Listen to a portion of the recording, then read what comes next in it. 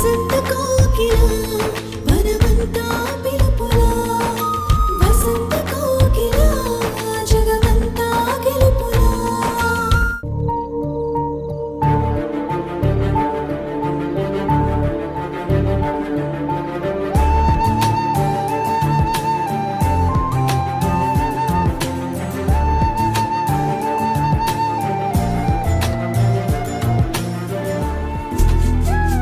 ప్లేట్లో అన్నం, గిన్నెలో కూరలు ఎంత బాగా వడ్డించినా వడ్డించేవాళ్ల మొహంలో నవ్వు లేకపోతే అవేవి రుచించవంట. ఈ విషయం నీకు తెలుసా సంధ్య?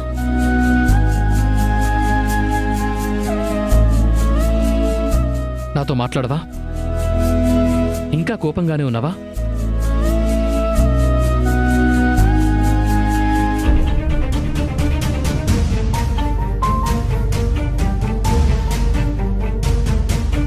సంధ్య ప్లీజ్, ఇంకెన్ని రోజులు నీ కోపం మౌనంతో చంపుతావు?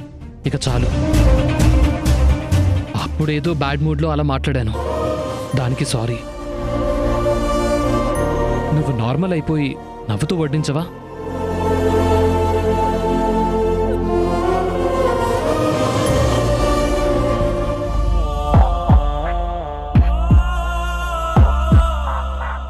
ఒక్కటి మాత్రం ఒప్పుకోవాలి సంధ్య, నీ మనసులో ఎంత కోపం ద్వేషం ఉన్నా తిండి దగ్గర మాత్రం చూపించవు. ఒక భార్యగా నాకెందులోనూ లోటు చేయవు. That's really great of you. భార్యగా ఇది నా డ్యూటీ. దానికి థ్యాంక్స్లు పొగడ్తలు అవసరం లేదు. మరేం కావాలి? మీరు ఒక భర్తగా బిహేవ్ చేయండి చాలు. హే, వాట్ ఆర్ యూ టాకింగ్? నేను పర్ఫెక్ట్ భర్తగా బిహేవ్ చేస్తున్నాను కదా, నువ్వు చూడట్లేదా? నీకు తెలియట్లేదా? ఎలా తెలుస్తుందండి? ఒకరోజు నవ్వుతూ ఉంటారు, ఇంకో రోజు కోపంతో నన్ను ఏడిపిస్తారు. ఒక్కోసారి నీది ఏ తప్పు లేదు అని ఒప్పుకుంటారు, ఇంకోసారి అంతా నీ వల్లే అని నా మీద నిందలు వేస్తారు. ఒక భర్తగా నన్ను ప్రతి క్షణం పొగడకపోయినా పర్వాలేదండి, కానీ ప్రతిరోజు ఏదో ఒక కారణం చెప్పి ఏడిపించద్దు. ఏదో ఒక కారణం ఏంటి సంధ్య? మన మధ్య ఫైటింగ్స్కి ప్రధాన కారణం ఆ ఇల్లే.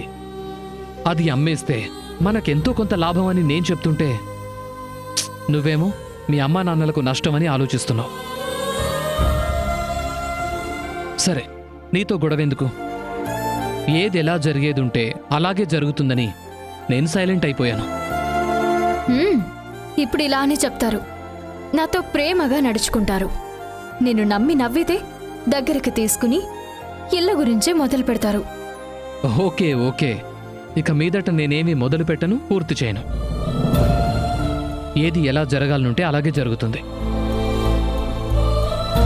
నువ్వు నా కోపాన్ని మాత్రమే చూడకుండా దాని వెనకున్న కారణాన్ని కూడా చూడు. ఆ కారణం వల్ల మన ఫ్యూచర్కి కలిగే లాభం గురించి ఆలోచించు. సర్లే వదిలేండి, ఈ ఆర్గ్యుమెంట్కి అంత ఉండదు. ప్రతిరోజు గొడవ పడ్డం, సర్దుకుపోవడం, అన్నీ మర్చిపోయి నిద్రపోవడం, మళ్ళీ పొద్దున్నే వాదించుకోవడం, ఇదే డైలీ రొటీన్ అయిపోయింది. అది మార్చేద్దామని చెప్తున్నాను, కానీ నువ్వేమో మారట్లేదు. సరే, నువ్వు కోరుకున్నట్టుగానే మన మధ్య ఏ గొడవలు వద్దు. ఈ రోజుకి రాజీ పడదాం. కాస్త కోపాన్ని పక్కన పెట్టి నవ్వవా ప్లీజ్? మీ అంత తొందరగా నేను మూడ్ మార్చుకోలేను, నాకు కొంచెం టైం పడుతుంది. సరే సంధ్య, నీకు నచ్చినంత టైం తీసుకో. నువ్వు నవ్వుతూ ఉండడమే నాకు కావాలి.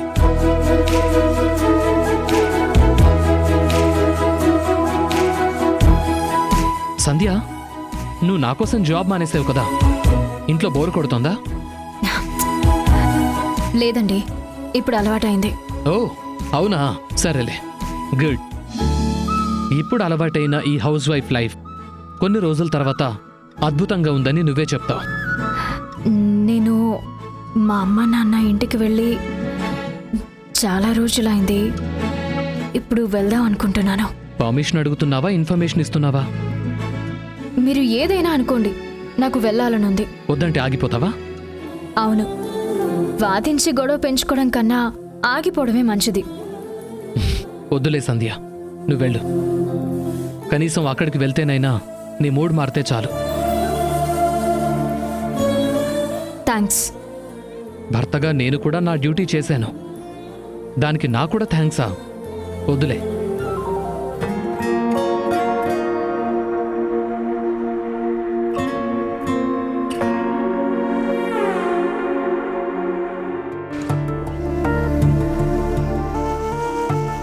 Satish, sir come to my cabin.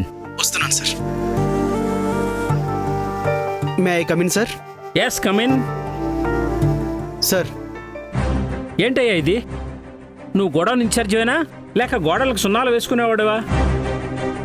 మన గోడౌన్లో మిగిలి ఉన్న స్టాక్కి 3 రోజుల నుండి మనం పంపిస్తున్న స్టాక్కి లెక్కల్లో చాలా తేడా ఉంది. కళ్ళు మూసుకుని పనిచేస్తున్నావా?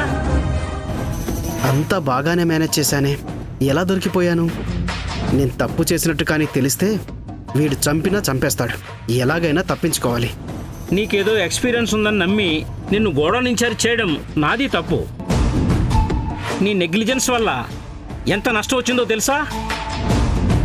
వచ్చిన స్టాక్ని చెక్ చేయడం కూడా రాదా? కొత్తగా చేరిన ఈ ముసులోని ఇరికించి తప్పించుకోవాలి. అడుగుతుంది నిన్నే, సమాధానం చెప్పు. సార్ సమాధానం చెప్పాల్సింది నేను కాదు సార్, కొత్తగా మీరు అపాయింట్ చేసిన మాధవరావు. ఏంటి, మాధవరావా? అవును సార్, అతనే. మీరేమో నీతి నిజాయితీతో పని చేస్తాడని గొప్పగా చెబితే నేను కూడా నమ్మి అతనికి పన్నప్పగించి పెండింగ్ వరకు క్లియర్ చేస్తున్నాను. లెక్కల్లో ఇన్ని తప్పులు చేస్తాడని నాకెలా తెలుసు సార్? లేదు సతీష్, మాధవరావు చాలా సిన్సియర్ వర్కర్. అతను అలాంటి మిస్టేక్స్ చేయడనిపిస్తుంది. అంటే ఏంటి సార్? ఎన్నో ఏళ్లుగా విశ్వాసంగా పనిచేసే నన్నే అనుమానిస్తున్నారా? మన కంపెనీ కోసం పగలనక రేయనక ఓటీలు కూడా తీసుకోకుండా కష్టపడుతున్నాను సార్. నేను ఇన్ఛార్జ్ అయినప్పటి నుంచి ఎప్పుడైనా లెక్కల్లో తేడా వచ్చిందా సార్? కొత్తగా మొదలైందంటే కారణం ఎవరు సార్? జాలిపడి ఉద్యోగం ఇవ్వడం కాదు సార్. ఎవరు కష్టపడతారో, ఎవరు కళ్ళు మూసుకొని పనిచేస్తారో మీలాంటి వాళ్ళు తెలుసుకోలేకపోవడం చాలా విచిత్రంగా ఉంది సార్. ఎక్కడున్నాడా మాధవరావు? మెయిన్ గేట్ దగ్గర ఉన్నాడు సార్. పద. ఇది కొంచెం గ్యాప్ వదిలి రాయి. మాధవరావు, చెప్పండి సార్. మీకు ఉద్యోగం ఇచ్చినప్పుడే ఏం చెప్పాను? వర్క్ దగ్గర సీరియస్గా ఉండాలని చెప్పానా లేదా? అవును సార్, చెప్పారు. నేను అలానే ఉంటున్నాను కదండి. ఎక్కడ ఉంటున్నారు? జాబ్లోకి చేరిన కొన్ని రోజులకే కొమ్ములు వచ్చాయి, కళ్ళు నెత్తికెక్కాయి. ఏమైంది సార్? ఎందుకు ఇంత కోపంగా మాట్లాడుతున్నారు? కోపడక, నువ్వు చేసిన తప్పుకి, కంపెనీకి వచ్చిన నష్టానికి అన్నని పిలిచి సన్మానం చేయమంటావా? నేను ఉద్యోగంలో చేరినప్పటి నుంచి సతీష్ గారు చెప్పినట్టు లెక్కలని కరెక్ట్గా చూసి ఈ పుస్తకంలో రాశాను. నో, నువ్వు కరెక్ట్గా రాయలేదు. వచ్చిన స్టాక్కి, గొడవలో ఉన్న స్టాక్కి అసలు సంబంధం లేదు. లేదు సార్, 1-2 సార్లు నేను చెక్ చేశాను. అంతా కరెక్ట్గానే ఉందని తెలిసాకే వెహికల్స్ని బయటికి పంపిస్తున్నాను. నేను ఏ తప్పు చేయలేదు సార్, నన్ను నమ్మండి. అంటే నేనే తప్పు చేశానంటున్నావా? లేదండి, నా ఉద్దేశం అది కాదు. చాలా లాభమయ్యా. మా బాస్ మాట నమ్మి నీకు పని అప్పగించాను. నువ్వు చేసిన తప్పుల వల్ల ఆయనతో నేను తిట్లు తిన్నాను.